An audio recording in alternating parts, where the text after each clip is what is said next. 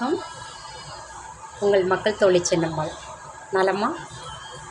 வாழ்க்கைங்கிற பயணம் ரொம்ப அர்ப்பணமானங்க. இந்த வாழ்க்கைங்கிற சக்கரத்தில் அச்சாணி போல் ஒரு வட்டத்துக்குள்ளார சுற்றிக்கிட்டு தான் இருக்கும். ஆனால் இந்த வாழ்க்கைங்கிறது உழைக்கிறவன் காலம் முழுக்க உழைச்சிக்கிட்டு தான் இருக்கான். தனக்கான வாழ்க்கையை அவன் ஒரு காலத்துலேயும் வாழ்ந்ததில்லை. ஆனால் இந்த வாழ்க்கை வலியை உணர்த்துது. அந்த வலி என்ன மாதிரி உணர்த்துது?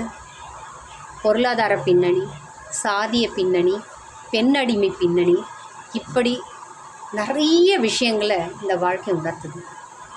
அன்பும் காதலும் பாசமும் நிறைந்த இல்லறமான ஒரு வாழ்க்கை அடையணும்னா மனநிறைவுங்கிற ஒரு வார்த்தை இருந்தால் போதுங்க.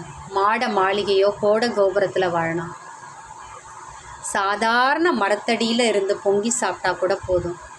புருஷம் பொஞ்சாதியா குழந்தைங்களோட நிம்மதியாக வாழ்கிற பல பேர் மக்கள் மத்தியில் நம்மளும் ஒருத்தராக வாழணும்.